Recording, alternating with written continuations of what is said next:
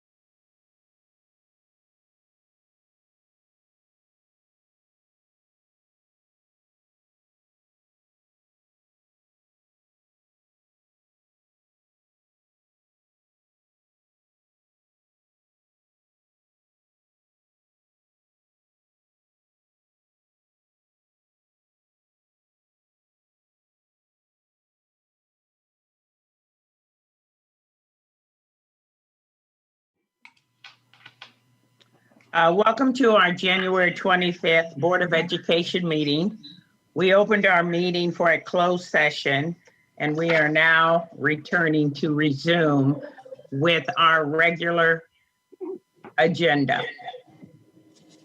What I will do is I will turn to the Superintendent Bush for her report. Good evening. Thank you, President Humbles. Good evening, Board of Directors. Great to see you this evening. Despite the snow and the oncoming weather, we have continued to, in our day, we had a virtual professional learning day today, which was already planned that way really for social distancing. We know we have large staff groups and we can't get all of them together always in one space. So that was already on the docket and might have to happen tomorrow as well. So our district benefited a little bit from our calendar lining up with the weather, as did our board meeting being able to virtual tonight. So thank you for that. And I will share my screen with you. We have some things to celebrate as well as some news to share to make sure that we keep everybody updated with things that are happening in our district. So I will present from my screen, and I just need a thumbs up that you can see my screen. Awesome. All right, sounds good. So just want to give a shout out to our band director at Washington High School, Jim Miller, who was the recipient of the Carl King Distinguished Service Award. The great thing about this particular award, it not only recognizes a band teacher or a music teacher within the state of Iowa, but it is recognized by colleagues. So he has certainly paved the way for music education, not only at Washington High School and Cedar Rapids Community School District, but really within our state as a recognized leader of music education. So definitely want to say congratulations to Mr. Miller and thank you for his continued dedication to music education in our great district. Secondly, reminder that preschool and kindergarten registration is open. We have more information about that on our website. If families would have any questions, they could certainly call our school district, or they could call a school that's closest to them if they have questions about kindergarten or preschool registration. Indeed, the season is open and we're excited to welcome our newest learners to the 2021-22 school year already for next year.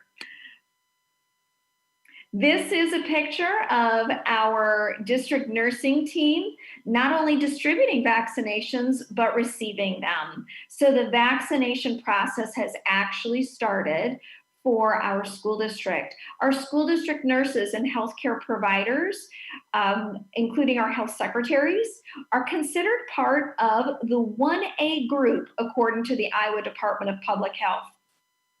The rest of educators are included in the 1B group. So we were really seeing this as a promising start for the vaccination distribution. And we were also very honored to serve as a vaccination site. We had health secretaries and district nurses from other school districts come to our school district so that we could be the vaccination provider. So just a huge shout out to our nursing staff and our nursing team who've not only endured just an incredible year of service and communications in regards to COVID procedures, but now really being a service agency for our community at large for vaccination distribution. So we were happy to serve that role in our community and very grateful that our school nurses could do that service last week. Want to say congratulations. Board members, you recognize these two young women, I am sure, as they came to present to our board last summer. Congratulations to Rama and Rafa from Kennedy High School. They were the recipients of the distinguished Dr. Percy and Layla Harris, Who is My Neighbor Student Award, which is recognized at our local Martin Luther King Day community recognition ceremony. Very proud of these two young women, not only advocates for their peers, but really social justice advocates at large, and so glad that they were representing not only our school district, but certainly themselves and our community. So congratulations to these two young leaders in our school district. And also congratulations to the Taft Middle School Future Cities team.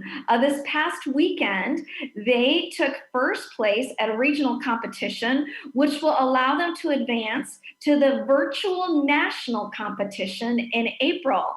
So COVID didn't slow us down. Our students were still able to compete in future cities. And this is a fantastic problem-solving opportunity, project-based learning opportunity for kids in our district.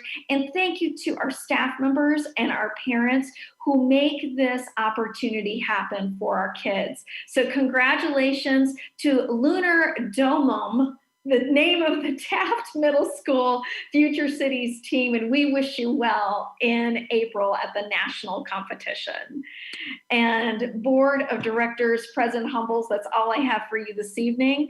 Look forward to any feedback or questions you might have for me in regards to the superintendent report. Well, first of all, thank you for sharing all the exciting things that's happening in our district. Just happy that we are still doing well as a district. So thank you so much. Do we have any board reports? President Humbles, I have a legislative report for the board and the community. It was a busy day in Des Moines today at the state capitol. There were two education bills that were dropped last week and were in subcommittee today.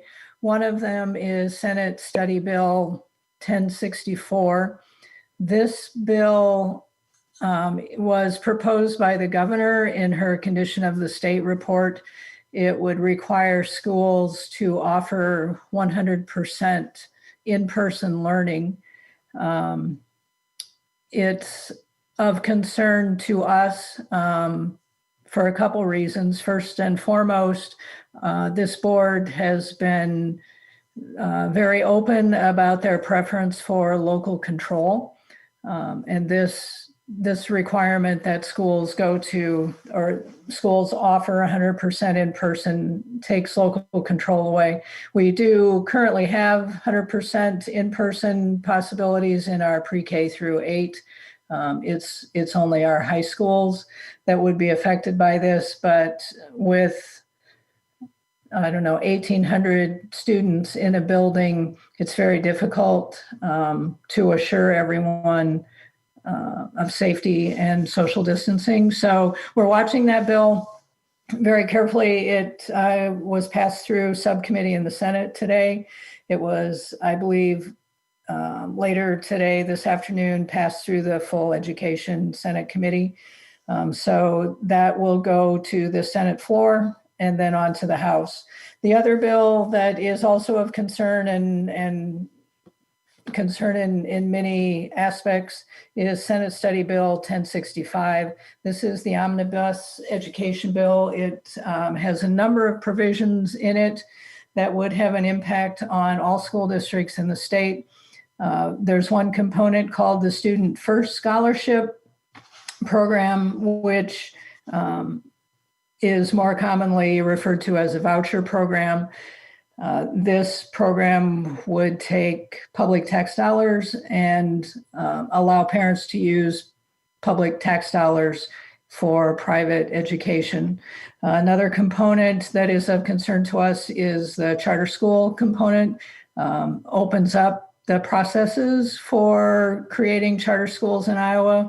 We do have charter schools, I believe 2 charter schools in Iowa. This makes it easier, more available for charter schools to form.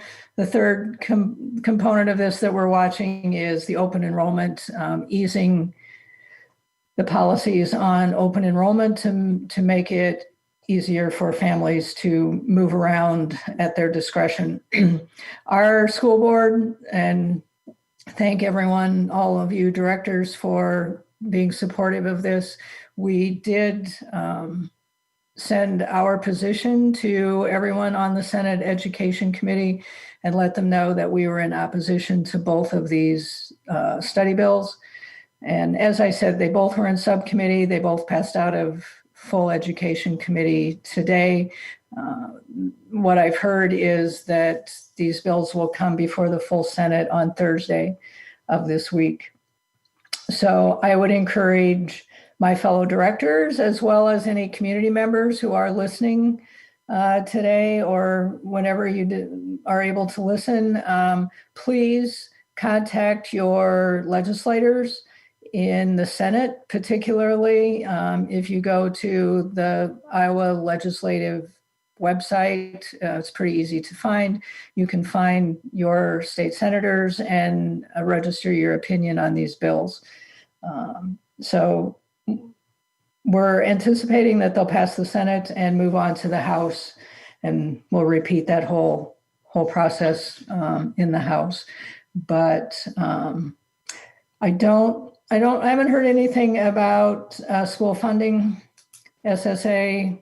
I know the governor was proposing 2.5%, which of course for us is not sufficient to maintain our programs and our staffing. So we'll keep watching for that. If anyone has any questions or additional comments. I would just like to thank you, Director Garlock, for the work that you've put in, and that we as a board are all in agreement, and that you've done a great job working with the legislators. So I thank you for that. My pleasure. This is Director Anholtz. Director Garlock, again, thank you.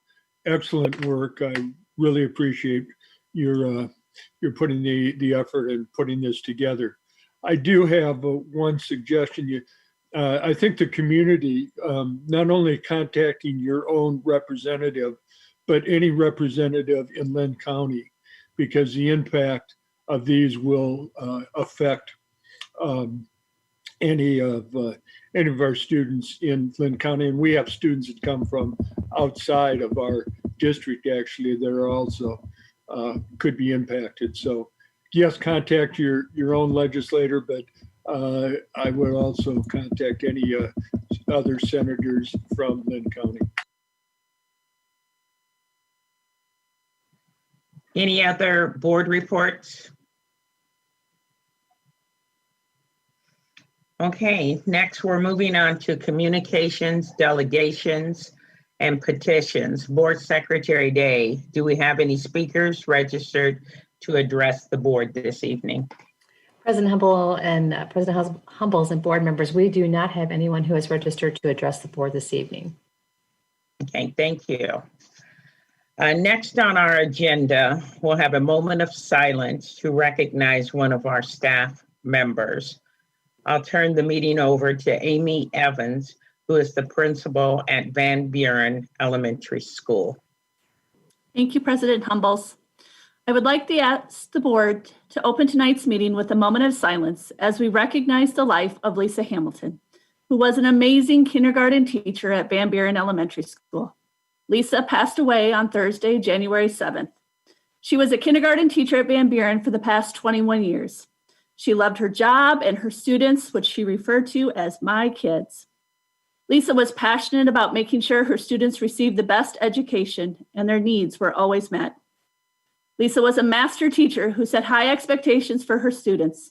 She found creative, hands-on, and engaging ways to motivate them. Not only did students learn in her classroom, but she brought excitement and fun. As a friend and as a colleague, Lisa had a contagious smile that would light up a room and was known for her quick wit, entertaining phrases, and shenanigans. Lisa prioritized and valued her family.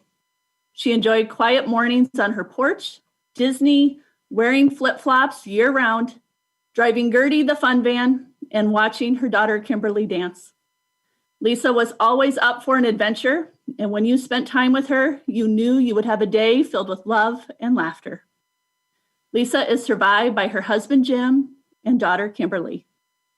As we observe this moment of silence in memory of Lisa, Let us remember the lives of the students and the staff that she positively impacted across her dedicated career. Thank you.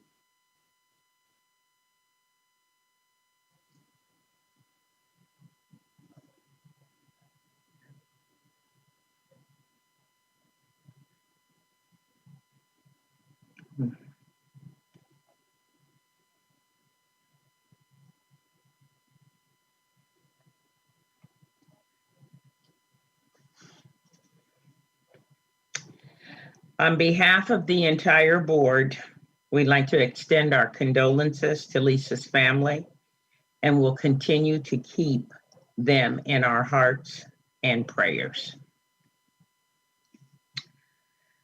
Next, we will move on to our consent agenda. Are there any items that a board member would like to pull for a comment, question, or separate vote?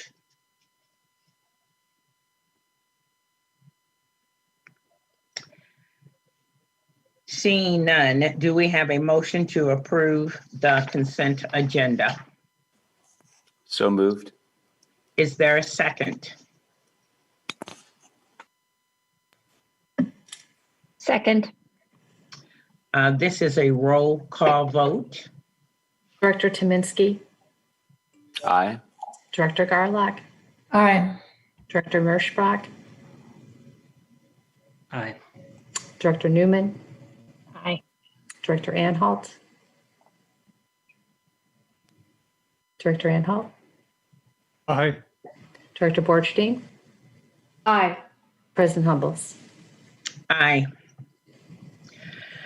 Next is our comprehensive annual financial report.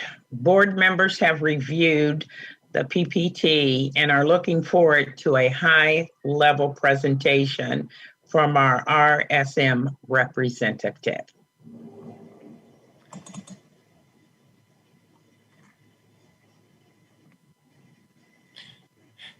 Nancy, I'll just do a quick introduction of Chris. Chris Corpert, she's a senior manager with RSM, and he will be doing the presentation tonight about our certified annual financial report.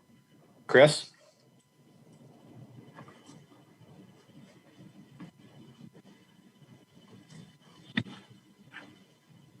Hello?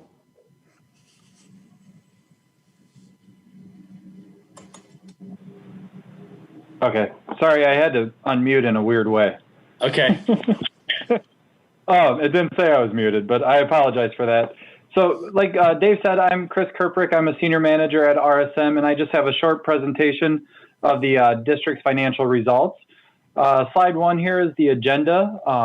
First, I'll talk about our required communications with district officials, and then get into a little bit of summarized financial performance for the district, and then end that with the compliance reporting results.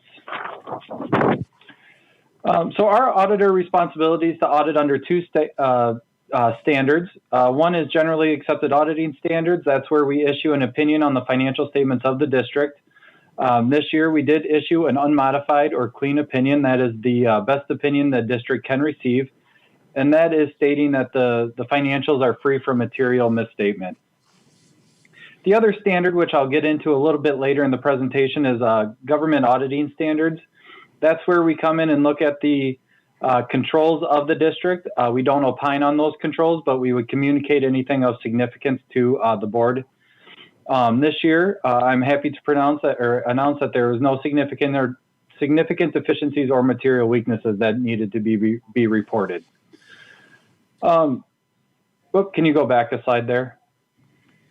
As far as adoption of accounting policies, GASB issued GASB 95 this year, which as a result of COVID, pushed back all the implementations of all the other standards that the district would have adopted. There are several in the pipeline that we will be working with Dave and Sherry over the next several months to year to implement appropriately for the district. The financial statements include management judgments and accounting estimates. Those are included in the auditor communication packet. That was part of the board packet there.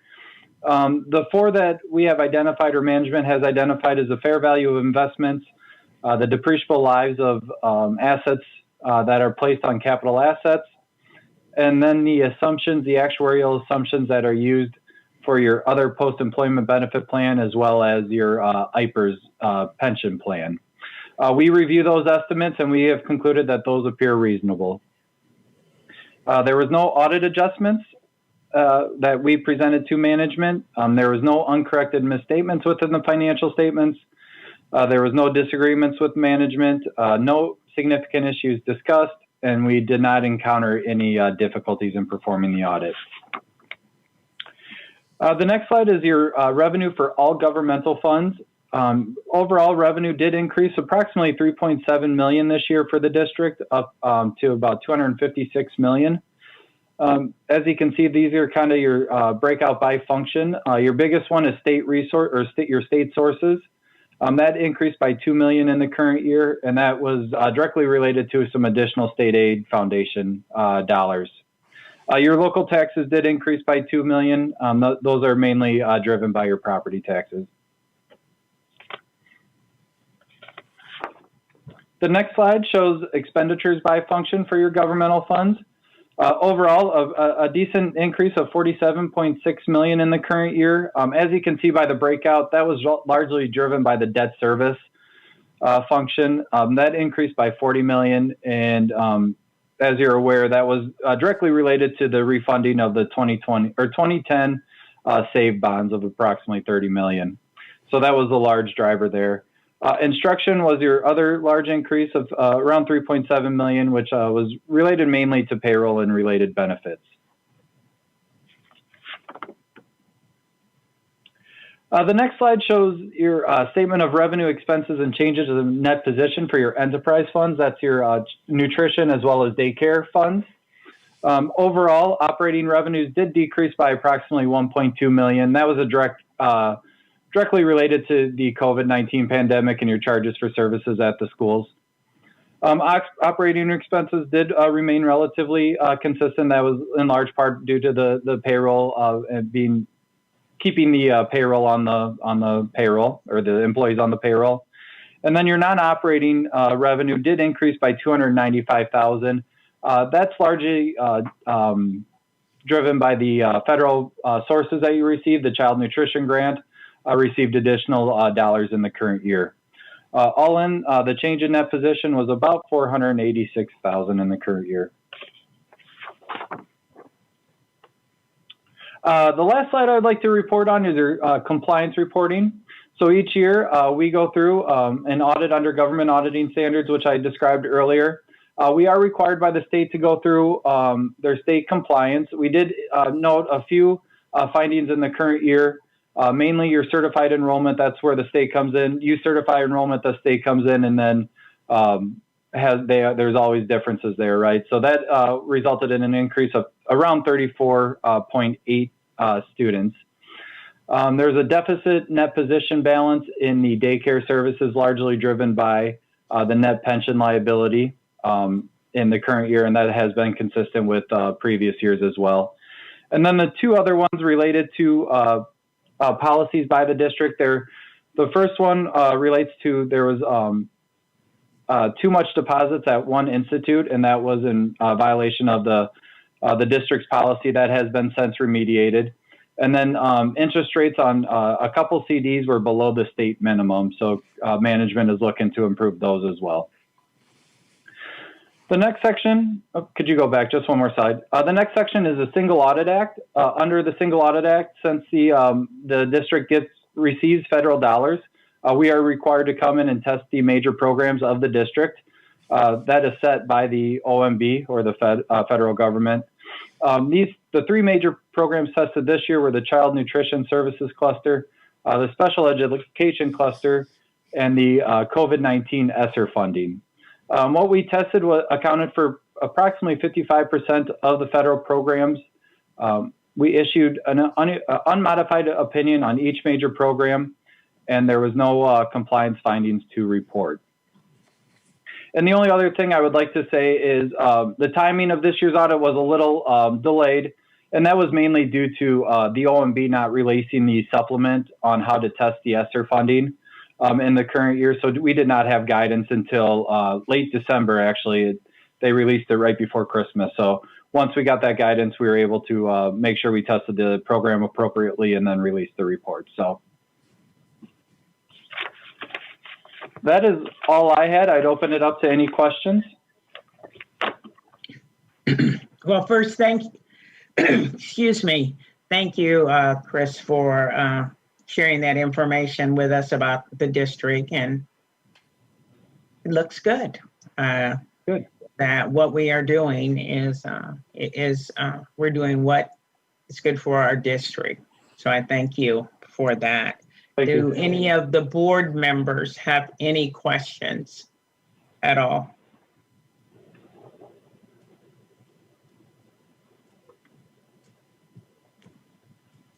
Okay, seeing none. All those in favor of the approval, please signify by saying aye. Aye. Aye. Those opposed, same sign. Thank you. And I would just like to thank Dave and all of his staff. It's been a very odd year, especially on the auditing front. So I just appreciate everybody's hard work in getting this released. So thank you. Next is our annual request to the SBRC, which is the Student Budget Review Committee. Are there any questions for Dave?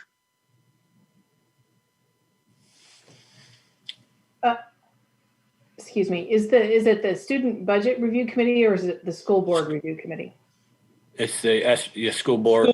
School budget. Yeah, school budget. SBRC, School Budget Review Committee. Right. And this is really for the just being now allowing us to be able to charge some administrative costs to our special ed programming. And that special ed always runs a deficit every year. Yeah. Yep. Thank you. Are there any other questions for Dave? If not, all those in favor of approval, please signify by saying aye. Aye. Aye. Those opposed, same sign. Okay. The next item is the purchase of the property agreement. The board met in a closed session for discussion regarding this purchase. Do we have a motion to approve the purchase agreement? I move that the Board of Education approve the property purchase agreement as provided by the administration. Is there a second? I'll second. Do we have any further discussion at all? This requires a roll call. Director Newman, Aye. Director Borcherding, Aye. Director Anhalt, Aye. Director Garlock, Aye. Director Merschbach, Aye.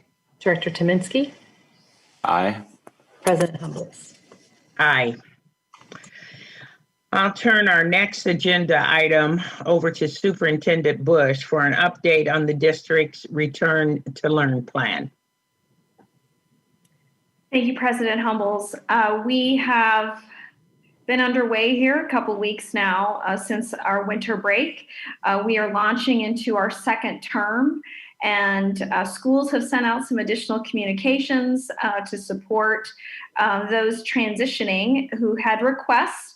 Prior to going into winter break, we had a few families request a shift from their platform to a different platform. So for example, we had a few remote families who requested to go to in-person instruction for their students, and fewer going the other direction, request to going virtual. Because Kennedy's doors are now open as of last week, we now have the opportunity for in-person instruction in every building in our district, and we will continue to use the same metrics if we have to consider remote instruction application waiver to the state, which is the individual positivity rate 14-day average for the county, Also, absenteeism, both we consider the student absentee rate as well as staff absentee rate. And most of those when we see increase in absenteeism this year, that's mostly due to a quarantine situation or perhaps isolation situations. And then, of course, we have to keep monitoring our healthcare situation. So those are the 3 guiding metrics that we keep our eyes on to see if we need a request for remote instruction. We are not in danger at this point in time that I would foresee, certainly not within this week, probably not into next week, of requesting remote instruction. That hasn't been the case actually since early November. So we have been pretty steady and being able to offer in-person instruction and keeping our eyes on those metrics. And also very proud to be able to offer 100% remote instruction for those families who really want to choose that option. So that's all I have as an update for you, but would be very open to questions. If you have any concerns or questions regarding our current state of affairs with Return to Learn. Superintendent Bush, I have a question about staff vaccinations. I don't know if you have any update. I did hear today that there are vaccines available for the 1B group. So I'm just wondering where our staff is in that scheme of things. Well, he's not here for this purpose, but I do want to thank John Spear for being a primary contact for all of the Grantwood Area Education Agency super fall within this 1B list of employee groups. I'm really encouraged, more encouraged, I would say, in the past 10 days than perhaps in December by the supply rate, and really seeing that will be next. However, I think as I understand it, the supply chain, probably an increased communication coming from the new administration from the federal level, the next steps of increasing that supply chain and to the states. And then as we get increased supply, then we will be able to distribute better to the 1B. So I think that Lynn County Public Health is in the same position as many local public health departments. They couldn't really execute a clear timeline because they didn't have the supply. So now with a better projection of perhaps what that supply is, we will be able to make a better plan. Big picture, the hope is, I know this sounds like a long timeline, everybody vaccinated before the start of the school year next year, for those who would choose to want to be vaccinated. For the employee group, I would back that up. The hope is here this spring that we can execute as quickly as possible to make that available to our employees who want to be vaccinated. And then we would have a prioritization from those. For example, we have employees who work directly with students who have very high needs, and students who, because of their own physical health needs, cannot wear a mask. Those would be the types of employee groups we would prioritize first, because they're in a greater risk situation, because we have children who cannot use PPE equipment. And then, of course, the direct delivers of service to kids. And then all of our employees, of course, getting access eventually. So next couple of months, sorry, I don't have a better timeline, but that's what we're kind of being told at this point in time. Sure, Yeah. I understand it's beyond, much of this is beyond our control. I get a follow-up to that.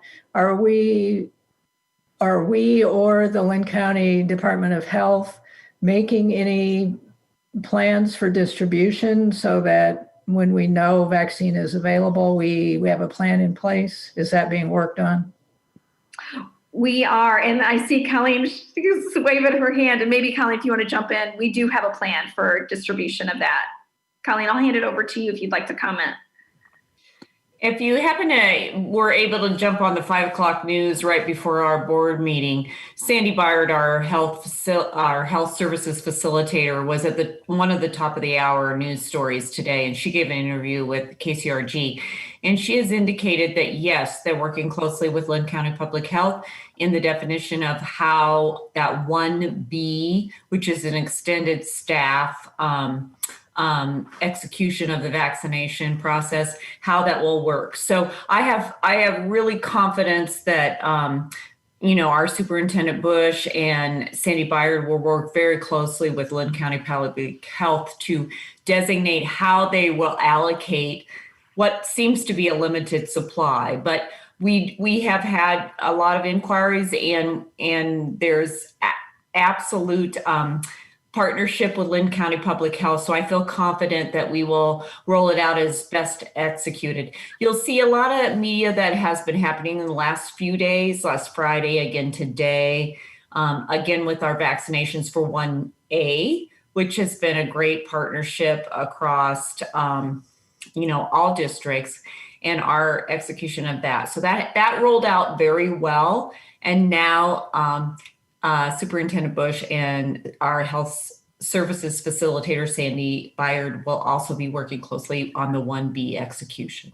So we would have distribution potential sites because our health staff certainly executed very well at the ELSC last week. And now we're looking at those other sites within our district to be able to distribute as best as we can to our staff members. So we're scouting the sites, but more than likely there will be several that we would be able to use with our own staff members providing that vaccination. Okay. Gary, Director Anholt, did you have a question? No, I just a comment that I just logged on to a site on Mercy Hospital that has being able to make an appointment for a vaccination. And it says that Lynn County expanded eligibility to individuals 65 and older. I seem to fall into that category. They are currently the only group within 1B eligible at this time. And it gives you an opportunity to schedule the appointments, but it says that all of their appointments are filled already and to check back for further. So just and as we reported tonight, right before the board meeting, is any staff that fall into that category of 65 and over or comorbidities. And I would defer to Sandy Byard on the parameters of that. Those will be who she will work with in getting priority. Director Newman, do you have a question? I do. Should things change at the State House and the remote, or I'm sorry, the 100% virtual instruction option be voted in, what does that do to us from a staffing perspective? It would, we would still have to work with the staff that we have. And so it would impact the high schools directly, and it would impact how many kids we have in high schools. So it would impact our procedures at the high school level and how we would be operationalizing. I will say that our students at the high school level have grown accustomed to remote instruction since it was their only option at the beginning of this year because of the derecho and the building damage. And so we certainly are encouraging those who chose in person to come in person, but many have chosen to stay remote. And so I think we would want to work directly with our families and our staff members, but it would impact the high schools most directly. It would be a matter of safety procedures at the high school level. And I don't know how we would be able to afford additional staff with our budget circumstance. So we would have to figure it out from a management point of view. And it would, maybe this is more for Director Garlock, it would go into effect right away. It depends on the day of the week that the bill is passed and signed. It allows about, give or take, a 2-week window to prepare. I think it is written into the bill that parents need to be given 5 days to make their decision, but it happens fairly quickly, yes. Director Merschbach, do you have a question? Yes, Superintendent Bush, have you had any conversations with Lynn County Public Health about projections in Lynn County and the likelihood for an increase in cases in Lynn County of COVID? They are really using their local data. And so you probably see it too on the news, or if you follow on the Public Health Department website. So they were mostly concerned, I would say would have been the last 2 weeks post-holiday season, really concerned about that spike. And it wasn't to the degree of their concern. Certainly we saw an escalation, but then it seemed to flatten out. I think now the concern is keeping their eyes, the whole nation, I think, has their eyes on the other strand of COVID. And as that's popped up, that certainly is on our state's public health department's radar as well. So they're living in two worlds, but their projection is always those events that would cause people to gather socially and perhaps not take safety precautions. So it's any of those upcoming events. So I imagine the next one might be next major holiday, like St. Patrick's Day or something like that, to really that people put their guard down. So I think those are their primary concerns. And so they don't necessarily have big picture projected data. Their hope is that continue with the safety measures to keep things down, and then increasing vaccinations will help bring everything down. That's the biggest picture I can give you that we've gotten. Yeah, I see it. We're almost in a race against time with the cold weather for another few months and vaccinations coming out slowly. Have you had any conversations with them or anybody in public health about what they think might have caused, like you talked about big events in Iowa, it was kind of late October, early November. Was there any kind of insight into what caused our big spike here? Yes, we did have those conversations, and actually Heather from the Public Health Department, Liz Mathis, and I presented at a press conference based on the data that we were able to see with contact tracing. It was folks in large gatherings not wearing masks, not following protocols, which caused the spike to happen. And so that was the best of their data for contact tracing, and what we had as well. For the increased number of cases that we had as a school district was just increased exposures in situations where others were not following safety precautions. So I would say, I just do also want to clarify, it wasn't necessarily that our employees weren't following safety precautions. They were being put into social situations where others were not following safety protocols, and therefore they had been exposed. So outside of school, many of them. So that was the data that we could conclude at that point in time, and then did a public kind of service announcement and a press conference to say, please, please, please, socially distance, wear your masks, wash your hands. So. Thank you. Director Anhalt, do you have another question? I do, and I guess it's somewhat of a clarifying. When we talk about this, the bill that's in the Senate, the study bill, and it talks about 100% in person. Just to clarify, that does not mean that every student has to be in class. We still can do the remote learning. We just have to make sure that we offer 100% every day in class learning.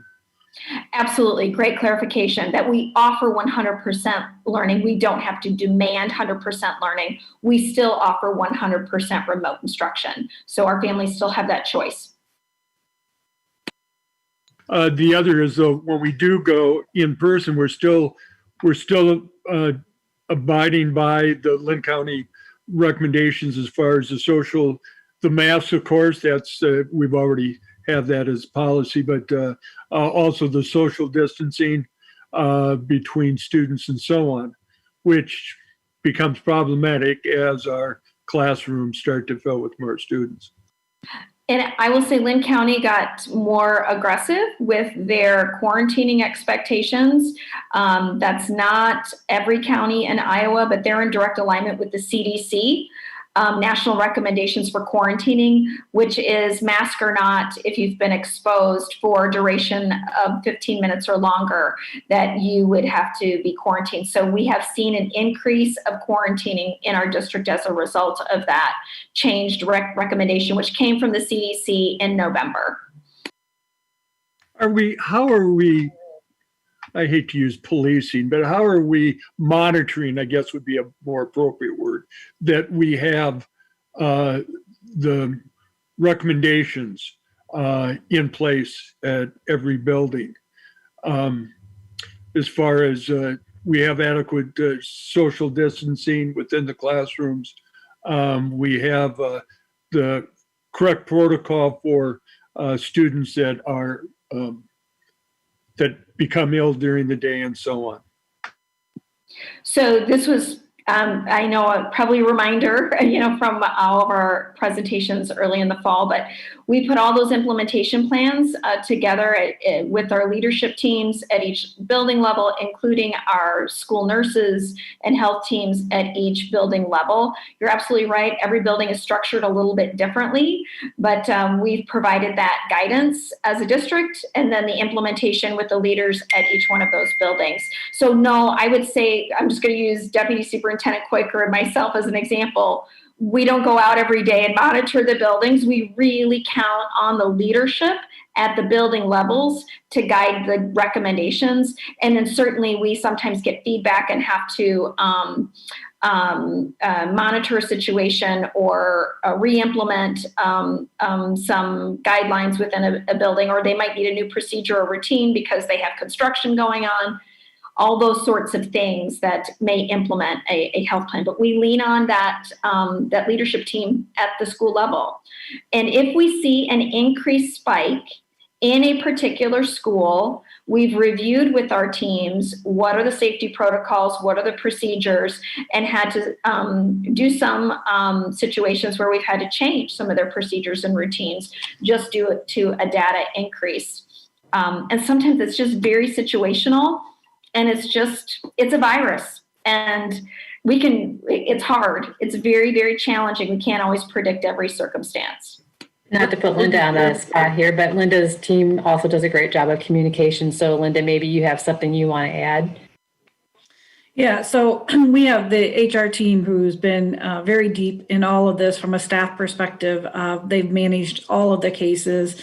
It's become a full-time job for about 3 different coordinators. So, and they work every single day with employees on their case-by-case situation, helping us to reinforce the CDC guidelines as well as the Lynn County Public Health. And when we have conflicts, we work very closely with Sandy in regards to those.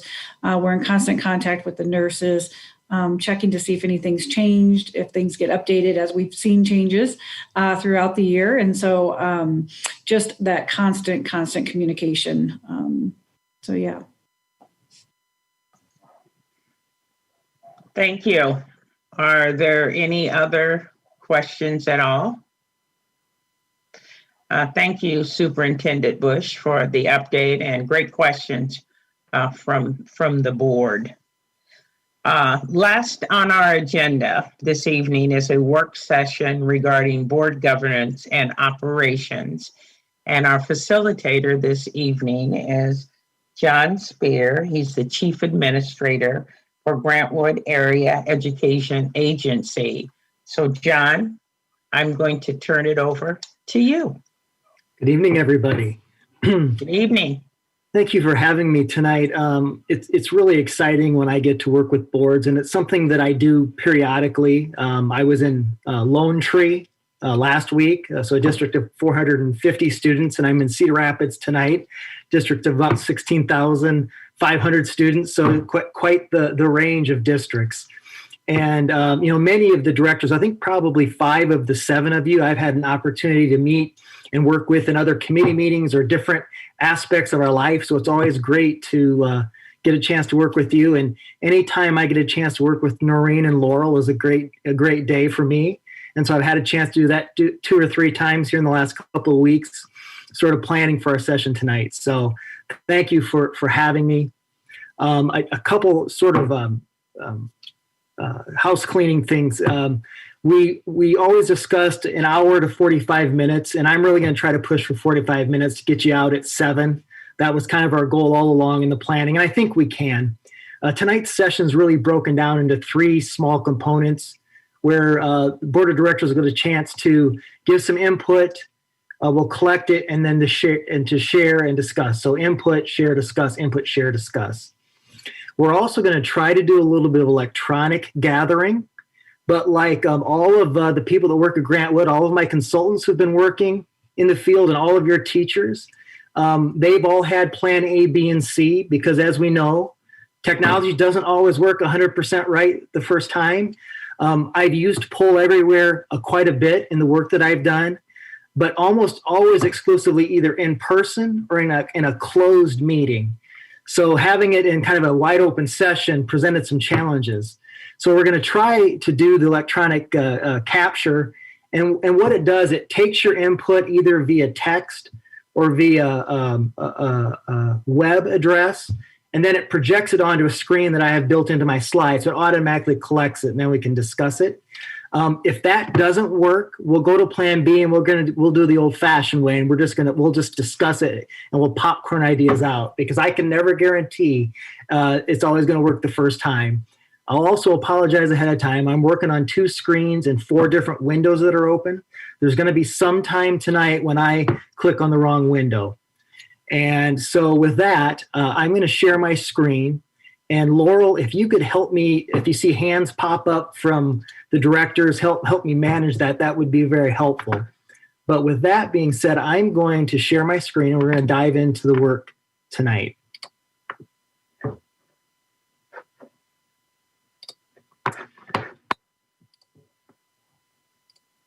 All right. Can someone give me a thumbs up if you could see the slides? No slides. Okay.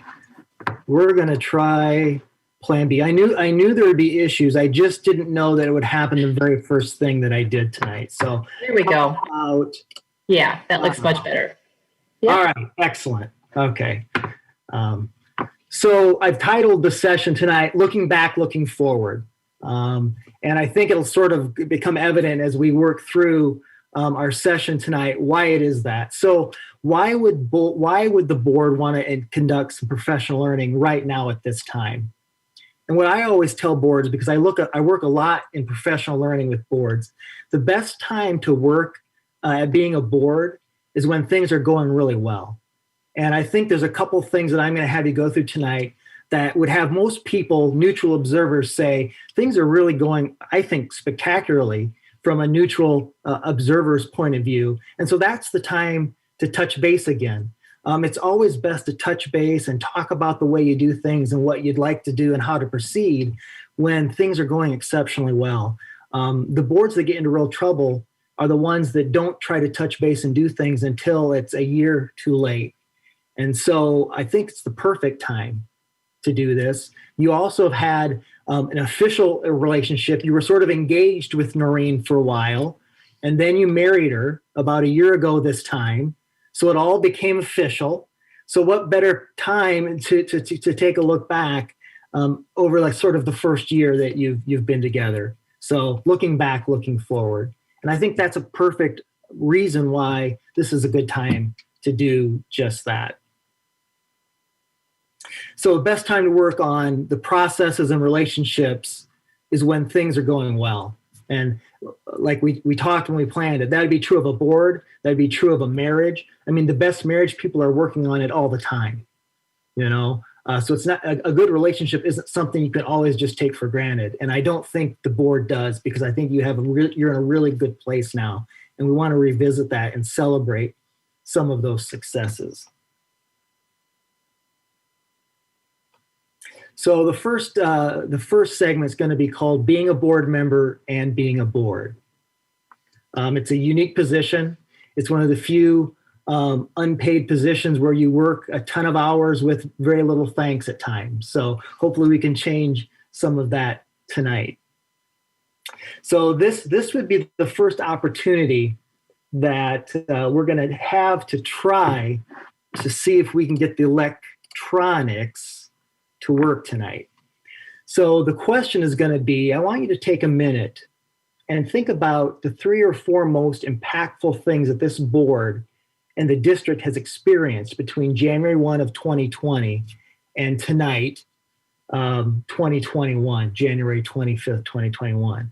Now, there are 2 ways that you can respond. There was an email sent to you that would allow you to text responses. So what I would ask is that if you text or you use the website to send responses, you do them individually. So you might say X send, Y send, Z send. And you can do that either through the text option or through the little web address that was in the email. Now, I'm also going to take a second to escape out of the presentation. And I'm going to copy and paste both the text address and the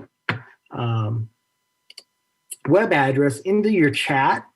So if you didn't get your email, they will be here as well. So I'm going to give you 5 minutes, and this will be the test run. We'll see if we can get it to go through.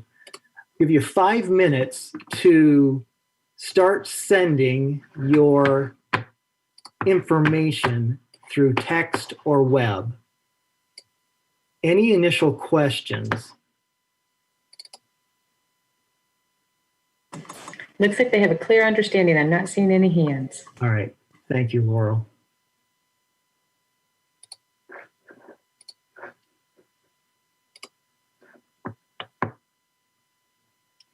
All right. So by magic, the technology is working tonight. And so as you continue to add responses, and you have about 3 minutes left, it'll make the word map. And the words that are sent to this site most often will be the largest words that you see. And the words that are sent less often will be the smallest words that you see. And it will just change in real time until we've had a chance to finish our sharing here in about 2 minutes.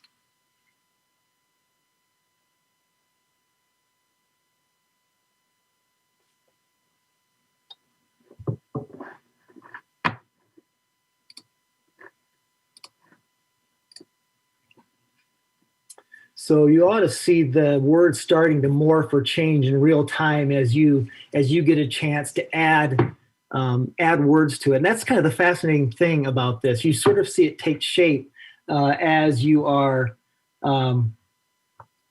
putting words and pieces into the puzzle.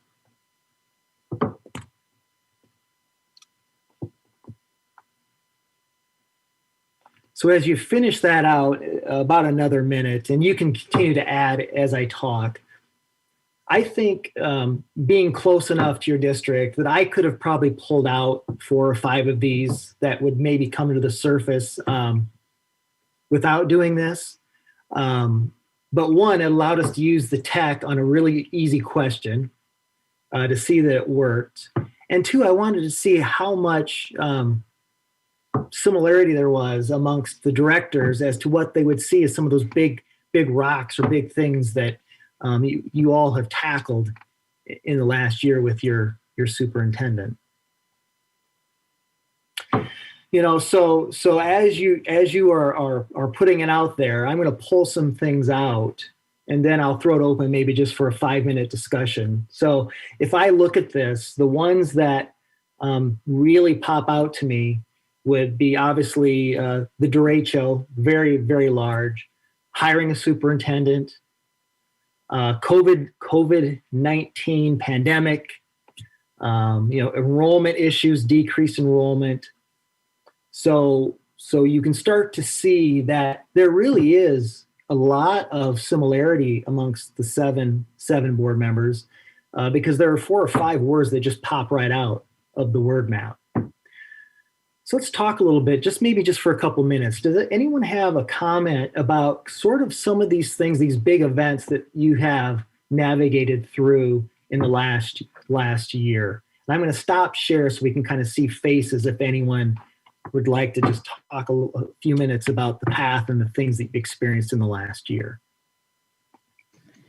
I guess for me, it's been a year that I've never experienced, and how we were able as a board to work through it with the leadership that we have. And our new board members coming on last November, I mean, they had to hit the ground running because we hired our superintendent, and then we had COVID, and then we had derecho. And, but we've survived through it all. Right. Anyone else? Well, two of these, the derecho and the COVID, these are completely unexpected, unpredicted, major events that affected our district that, you know, we plan for future building and populations and so on. These are things that were huge that just came out of nowhere, basically. And we had to deal with it. Luckily, if we're lucky, once in a lifetime events, you know, really, when you think about it. Anything else, and then we'll kind of process a little bit together. So what I think this points out, and what I wanted the board especially to think about is you hired a superintendent, you had COVID, you've had health issues, you've had a derecho. I never talk in terms of absolutes, or very, very rarely, but I am confident, 99.9% confident, that no other board in the country, and I mean the country, has experienced that sequence or series of events that the Cedar Rapids Board of Directors has experienced. And that's just in the last year.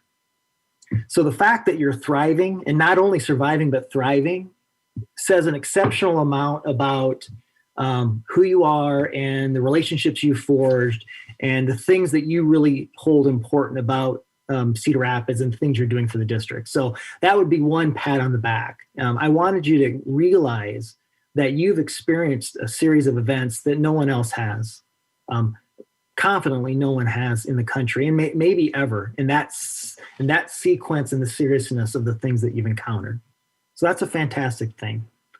Also allowed us to see that tech does work sometimes or most of the time. So thank you for indulging me in that little experience in trying the tech. So that's segment one.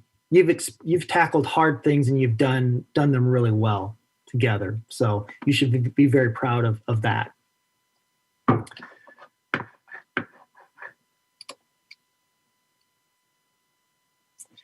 Challenges of being a board member. You know, only if you knew prior to your oath of office what some of the challenges might be of being a board member.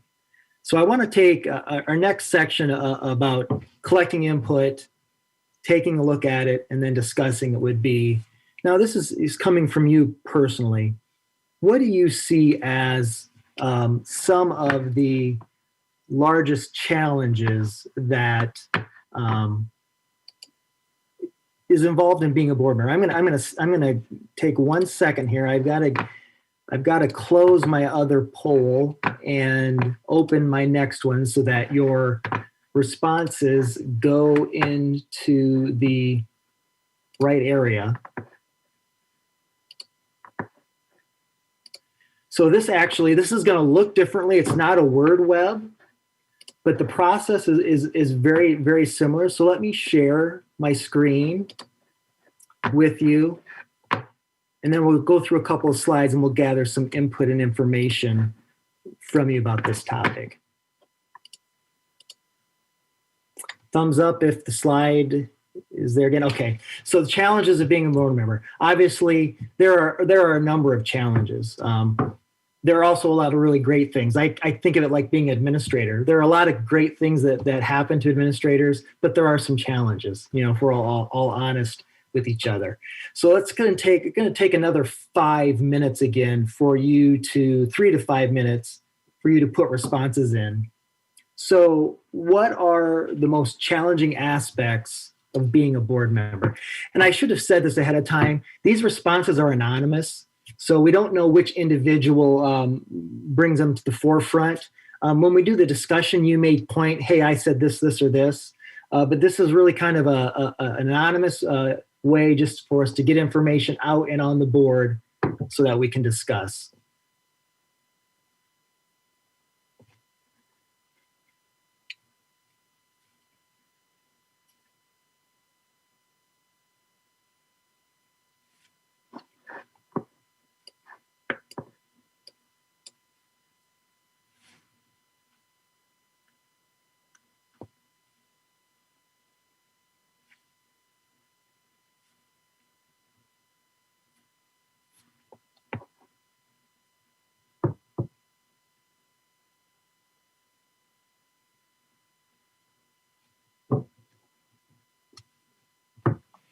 Is this just one thing? We were just supposed to say one thing. It could be many things. No, you can do several. In fact, there probably are several challenges, I would guess. So certainly you can do several.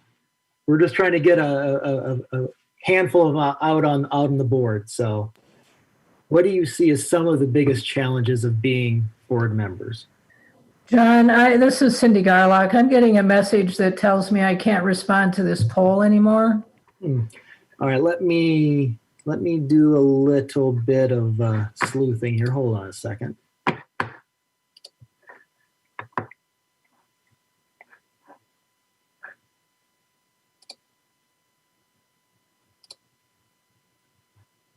All right. Try it again and see if you can get them to go through, Cindy.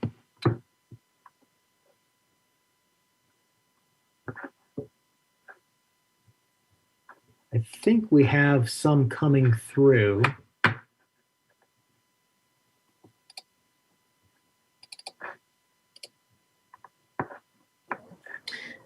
John, I got the same message. Is anyone else getting that message? Or, all right. Cindy, what we might do is once we've had time for everyone to put them in, I'll just take yours verbally if that's okay. We can kind of add that to our collective list.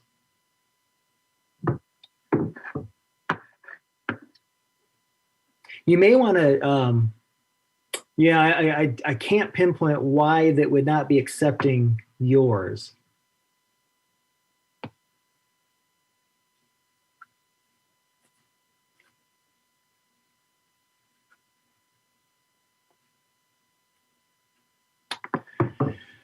All right, we've got about another minute or 30 seconds to go here. And then I'm going to slowly scroll through them. If Cindy, if you wouldn't mind, as I scroll through them, maybe verbally listing your couple of that you were going to put in there, and that way we can get yours in there as well. So I'm going to take a few seconds to scroll through so you can kind of see the collected responses.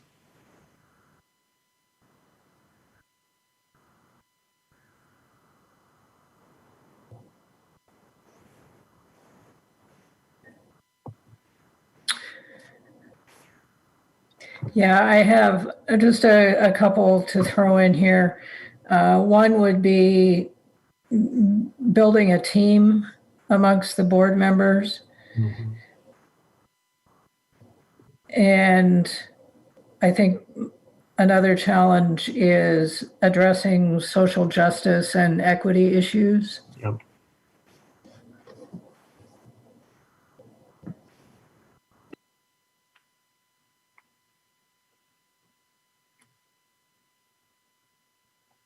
All right, so I want to take a couple of minutes. And again, I'm going to stop sharing so that, or actually maybe I'll just minimize it, because I want, when we talk, I like to be able to see faces. So why don't we spend a minute? Is there any board member who'd like to pull out one of them that they sent and just throw it out to the open, what it was, and we can just talk for a few minutes about that issue.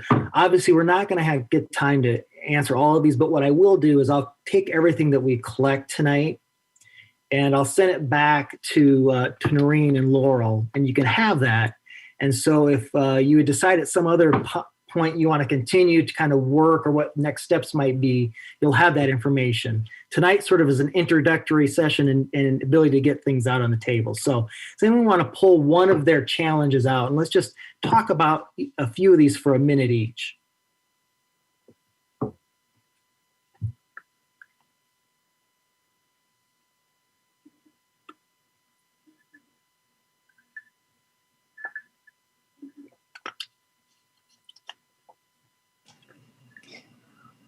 So I would just like to address the roles.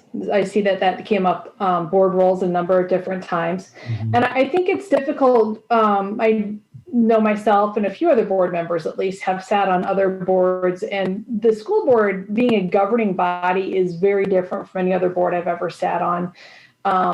So it's really hard to kind of understand how to be effective and what the role definition of being a governmental body, what being a governing body means, as opposed to usually when we've been involved with boards, in my experience, I'm assuming others, it's been more managerial, decision making, not only vision casting, which we also do as a school board, but there's been more hands-on. And that's not what's expected of a school board. So I think that kind of communicating that has been tricky, and kind of understanding where those lines exist is challenging for everyone. Yeah, that's a really good point, because many board members are other types of on other types of boards, and it can be a different process. From organization to organization, quite frankly, and even honestly from school board to school board and board to board in sort of what you see. And that's going to be sort of our next discussion. So you're kind of setting it up beautifully. I appreciate you doing that. But that can be really hard for not only new board members, but existing board members who've been board members for a long time, finding out what does an effective school board really do. And I always think about every board has to kind of find their sweet spot when they do that. That's really a really interesting thing. And I find there are many board members that adjustment period can be hard at first, and you're just trying to find your footing. So thank you for that. And I think it's also just to kind of provide a little bit more detail there. I think it's additionally difficult because having different interactions on different boards in the past has been successful for me as a board member on a different kind of board, and also successful for that organization. Right. So trying to understand that I need to shift focus and approach the work differently so that I can benefit the organization is, I think, challenging, again, based on having past experience operating in a different way on a board. Thank you. To piggyback on that, and Jennifer, that was nicely put. It's the fact that we, because of a governing board, we fall under so much control of state code and law. And I think the other is, as you were talking, pointed out that our interaction with our community, there are many in the community that also are participating on boards and in a variety of different things. And so they're not understanding, I think, the restrictions that we have and not being able to do where they see, well, gee, I sit on a board and I can do this or I can do that. And so it develops that conflict too. Both of those are really interesting. Because I quite frankly, I've been doing this for about 27 years, 22 of them an administrator, but I've never thought about other people's experiences on a board. I always think of the board member and their past or previous experiences, but many of your constituents, just like Jennifer, have served on boards of varying types and sizes and kinds. So it's another layer of intricacy when you think about adjustments to being a school board member. Really, really interesting. Well, and I always think about, as a board member, how do we get board members to understand governance and then the management piece that we're not managing within, I mean, the work. We hired a superintendent to manage. And I think sometimes that gets confusing as a board member, what you can and you cannot do. And I think sometimes some are, you know, on some boards, they can get really deep in the weeds. And I don't see us as, my role is not to, I mean, we have hired Noreen, but I leave that up to her expertise and her staff.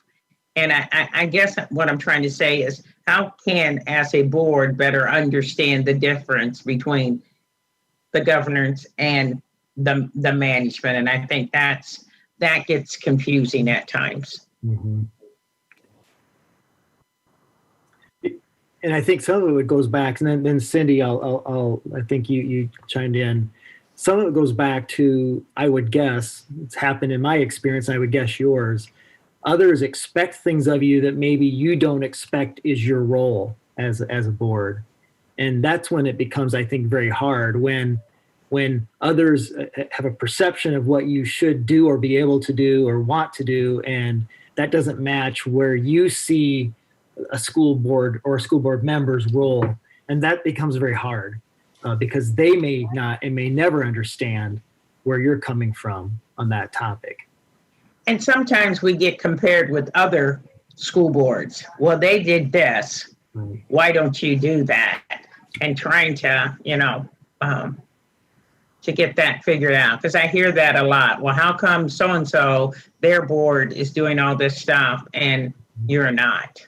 And that gets confusing to the public, especially when we see it in the paper that some school boards are saying, this is what we're going to do.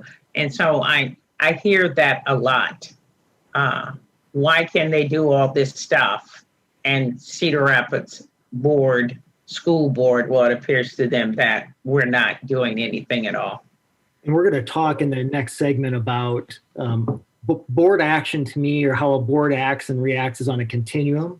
We're going to kind of talk about what the classic research said is the role, and what are two other types of boards. And we'll talk a little about some of the decisions that you've made and where you think that lies. And Cindy, I think you were trying to get in early. Did you have something as well?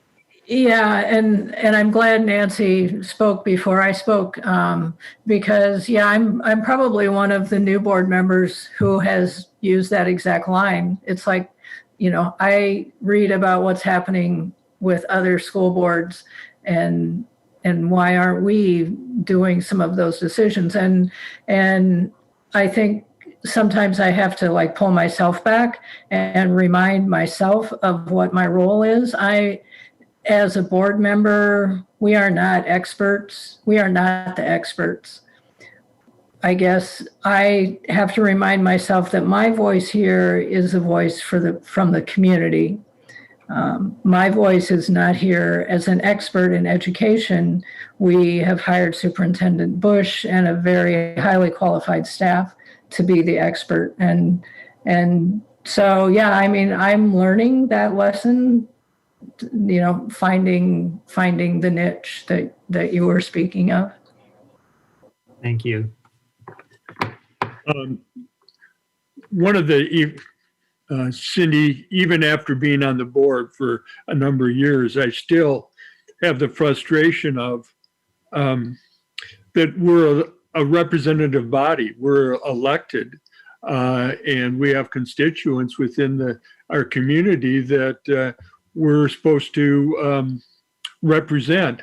And the conflict of how do I do that, or how do we do that, and still under the confines and the restraints that we seem to find under the governance of the board. Mm-hmm. All right. Any last couple of thoughts? Like I said, we're kind of introductory tonight. We could certainly go into a lot more detail, but I want to kind of honor getting you out at 5 or 10 after 7, and that would be about our 40 minutes. So I think much of what we talked about here, I think directly relates to sort of the next segment that we'll talk about here. Let me share my screen. And I'm going to share my presentation again. And so really, I mean, it worked beautifully. And Jennifer, I mean, we didn't plant that discussion, but it really kicked off perfectly. And it's a really good segue into the last segment, which is working together in board functions. And I really think, and I said this earlier, the functions of a board and how boards interact, I think run on a continuum. And in the center of the continuum is what you'll find classic roles. Though this would be what, for example, Iowa Association of School Board or the Massachusetts Association of School Boards would tell you are the classic roles of a board. And they're not all listed here, and not all are on the left, all on the right, but this is just a flavor to get us thinking. So if you think about classic roles of a board, it's to hire and evaluate the superintendent, to collectively set vision, philosophically set parameters on large decisions, adopt board policy, adopt and monitor the budget. And there are some others. But classically, if you look at literature and you talk to groups that work with boards all the time, they would say that those are really almost by code, but more by practice, what they would consider the classic functions of a board. And what Jennifer and Gary pointed out so adeptly is that some of the, I should say, classic roles of a school board, very important distinction. What they pointed out so eloquently is that many other boards, that's not the classic roles of the other boards that you've been on. And so it might be on the board of the area Boys or Girl Scouts, of the USA, or a philanthropic group that you've been on the board of, or the board of the Student Music Association at your student's high school. So some of the classic roles of those boards would be quite different by necessity and function of what people would point out as the classic roles of a school board. And so then on the far left of the continuum, and it could be right or left, I just picked a direction, really no real reason. I'll call it a hands-off board. And so those people really, they read the packet, they attend the meeting, and they vote at meetings. And so for this type of a board, they do very few of the things in the middle well. And if they're not really asked to do it, they really have no desire to do those things in the middle. So they're really sort of just, I hate to say a placeholder, but really don't take much of an active role in what's happening in the district. And that's not what a good, solid, classic board would do. So that would be on the left hand of the continuum. And then on the right, we get into the daily management. And several of you have pointed out, it's hard to delineate what the role of my board is as opposed to like what happens on a daily basis, because let's lay it out. Every one of you are a board member because you care about Cedar Rapids, you care about the students, you care about the staff, and you care about the city. So all of you got on the board to make a difference. And so a board that goes to the right end of the continuum might be more worried about the daily tasks rather than the vision or those large philosophical parameters that typically a board would set in conjunction with administration. So someone said, hey, we've hired, Superintendent Bush, and we've got a great administrative team. And really, in the classic role, that's the job of the board, not into the daily management. They attempt to complete day-to-day operations. They confront employees about issues directly. So those are the types of things I think you get when you can see the three different types of boards. And I will say this, I don't know that any board 100% of the time operates at the same exact place on the continuum, but I think boards take up characteristics almost all the time of a type of a board, whether it be classic or hands-off or daily management.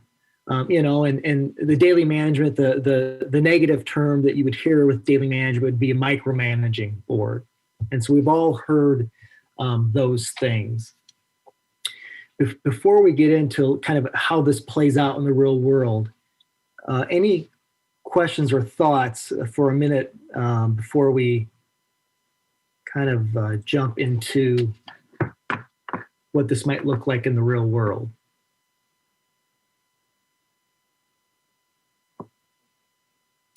All right, so I look a little bit like Nostradamus tonight. I made these slides over a week ago, so I really didn't know that the picture would sort of portend or look like what might look outside when you look out your window. So let's take an easy example. And I use these types of examples because they're easy to kind of place on the continuum, because no board wants to make this type of decision. Believe me, no superintendent wants to make this type of decision.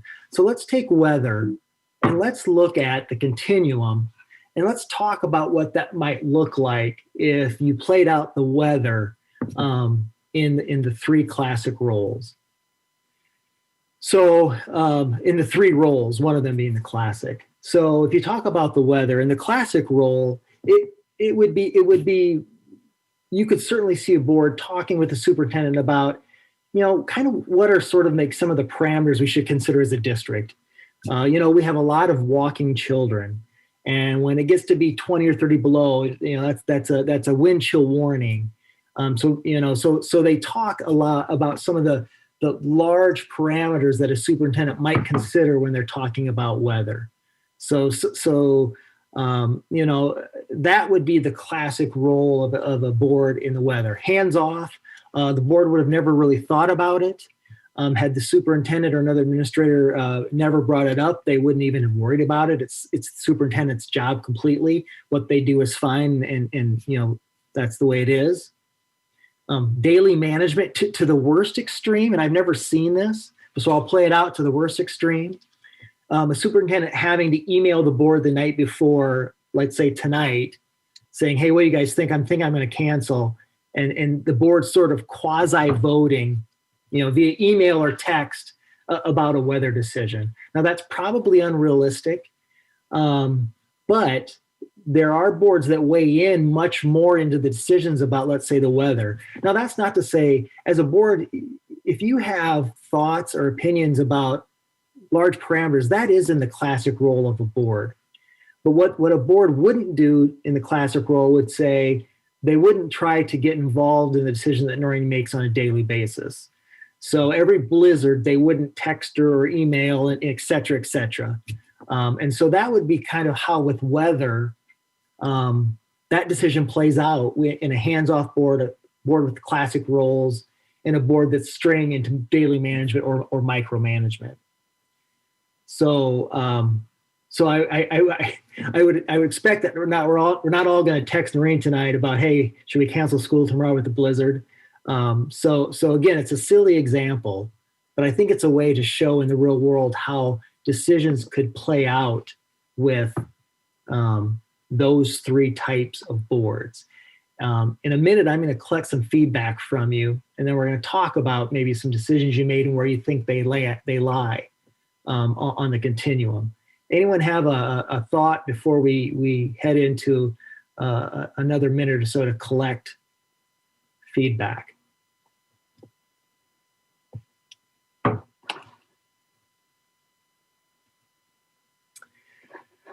Okay, so our last input session, which then we're going to discuss and talk about. What I really want you to do is think over the last year and pick out a time when you think, and this would be one time, because I'm going to ask you to elaborate a little bit. Pick out one time when you think the board worked exceptionally well together. So when were you firing all cylinders? When collectively you and Noreen made some progress? What was that? What was the instance, and why did you work so well together? Or what makes you say that was an instance where I can say, you know what, we got it right there? With the process that we used, the decision that we made. So I'm going to give you a few minutes to think about it. And this would be one paragraph stream of consciousness you can submit. So it's one time when you thought you did a really good job as a board. What was it, and why do you think it happened? And again, you can submit it either via text or on the web. And then when we're done collecting them, we're going to talk a little bit about them, and we'll pick a couple out and see where we might think they fit on the board. Now, I'm going to have to go in and open up the sharing for you. So hold on one second. All right, I've just activated this one. So if you go back into your text or through the web, you should be able to begin to submit answers. And again, if some of you can't do it, we'll get your verbal items in. And I'm going to share this so that we can see this popping up as you're entering information.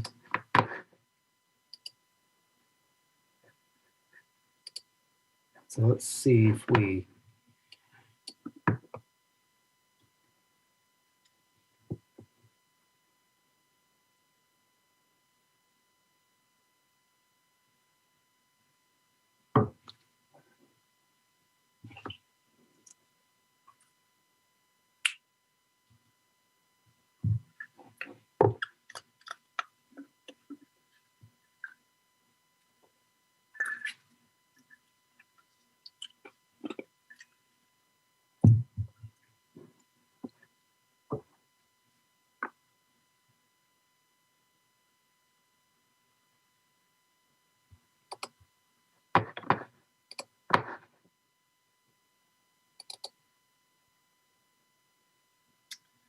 okay, so we've got it. They're starting to roll in. So tech is mostly worked tonight, I think, mostly.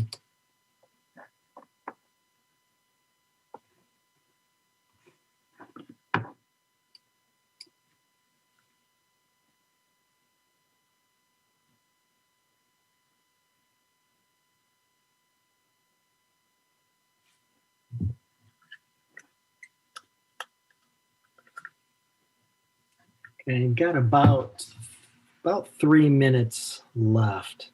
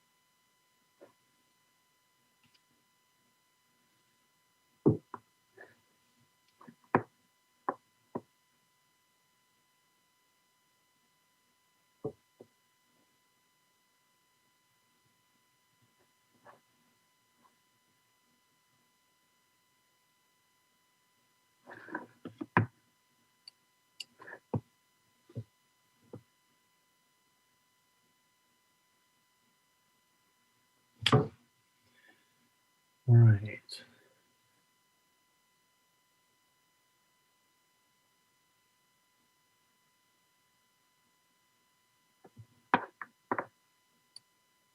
Got about a minute and a half.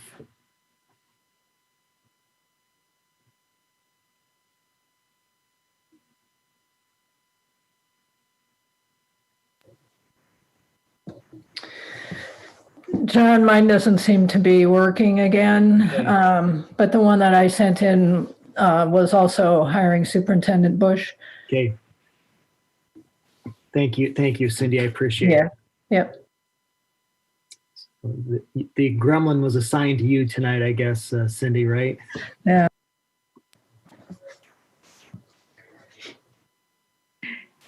What was that lead gremlin's name? It was Gizmo. It might be Director Gizmo tonight. I've been called worse. He was so cute. All right, so we got about another minute. Let's see if we get any others roll in.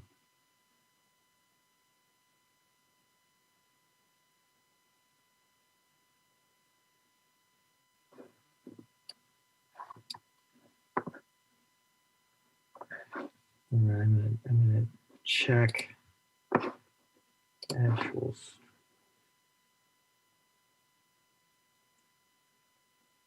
Okay, I think that is all of them at the present time. And I don't normally do this, but I am going to really quickly read through your responses. They're short. So let me have them roll in here again, and I'll go through them real quickly. So there's my timer. So one, the return to learn plan, how the plan was made and communicated to the community, how feedback was received and how it impacted the evolution of the plan. Appreciated the board meeting where it was intentional, that every board member had a chance to ask questions, and we continued until all questions were answered. One example, derecho provided what we wanted to accomplish with the recovery and left it to the administration to implement. Work session to learn the context regarding waivers, when we're able to have a discussion and questions to fully understand a complicated issue. Hiring Superintendent Bush.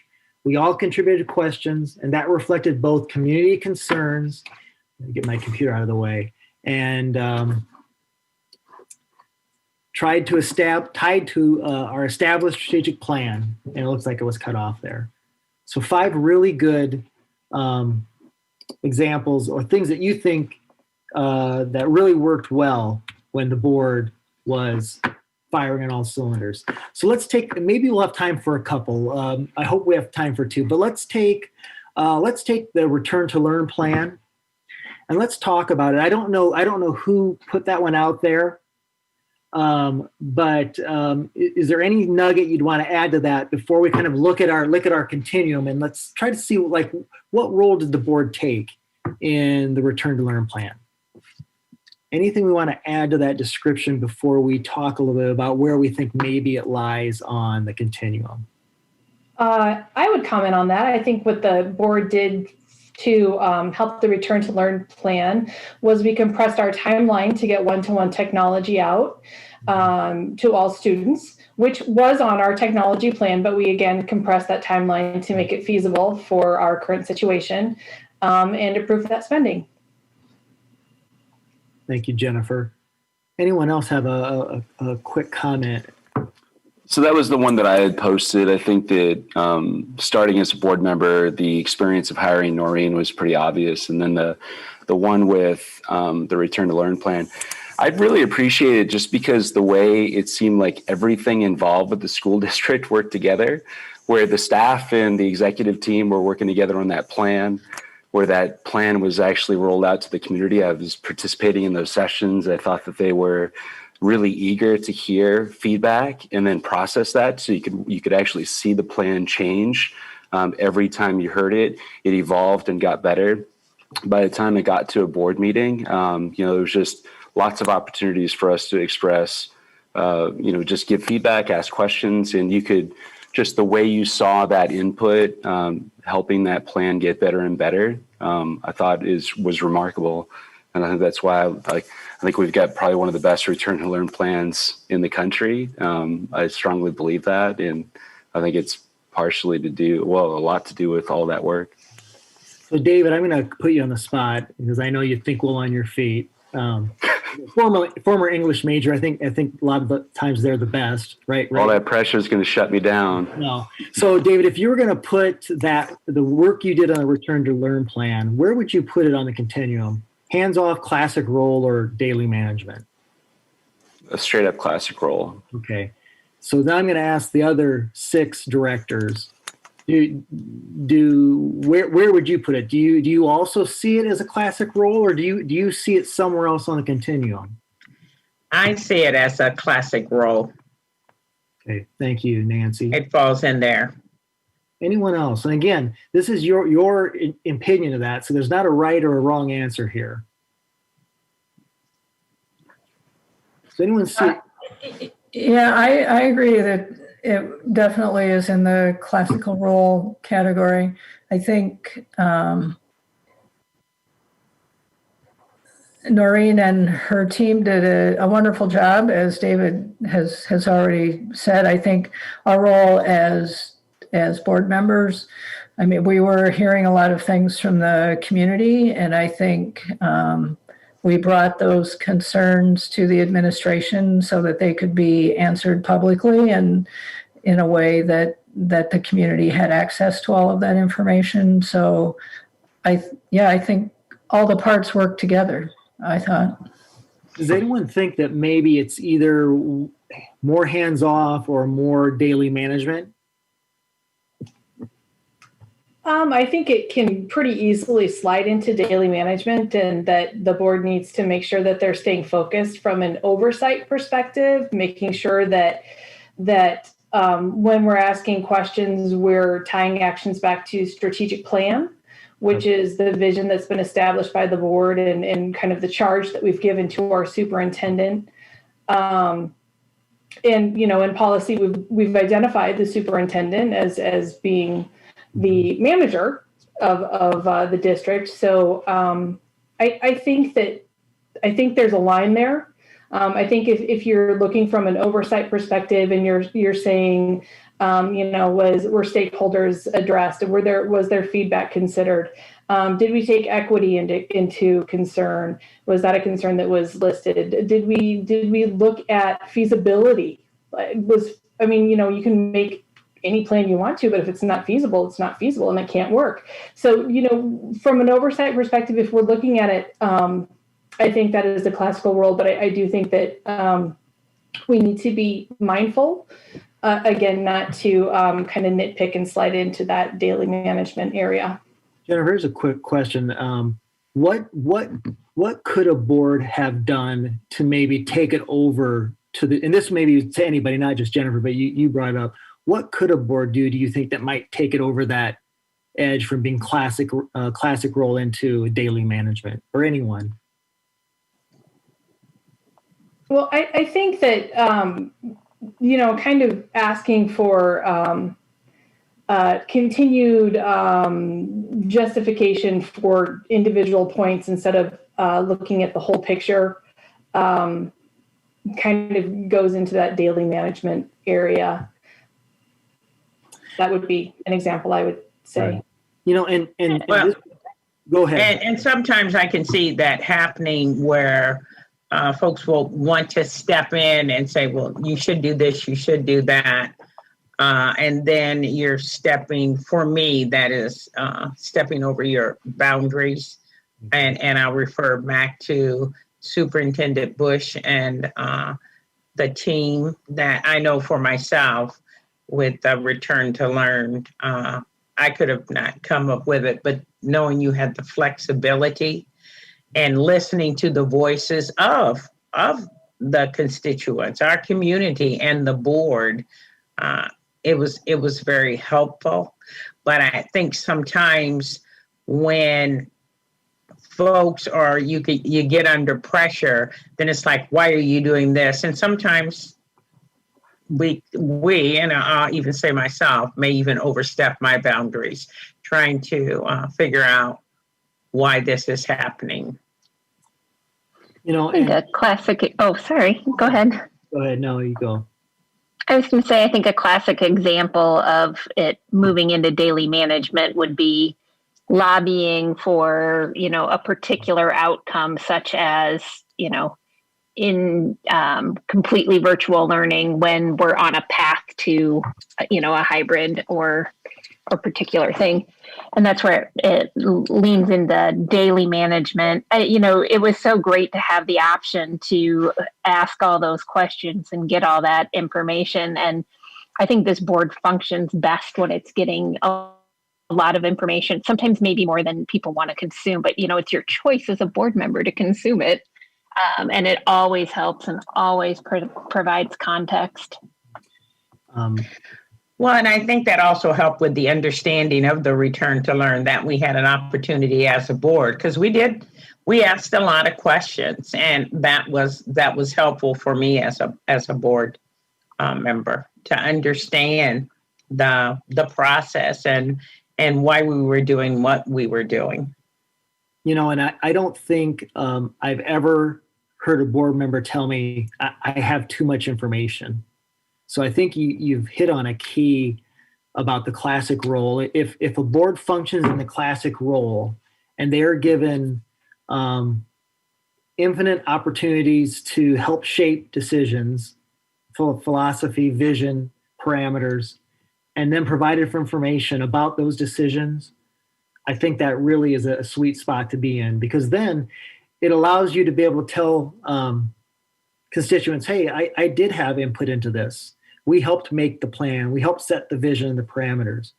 And this is why we're doing the things we're doing. And so I think that information piece really finishes or finalizes kind of that classic role of a board. I have you over by 5 or 8 minutes at this point. So I think to honor your time, what I'm going to do is ask for any sort of closing comments. I will get the info that you all submitted. I'll get it back to Laurel and to Noreen in a way that you can have. And so there might be an opportunity to kind of discuss it again at some point. But any final comments about this last part here, the board, their role, and sort of the continuum of board functions?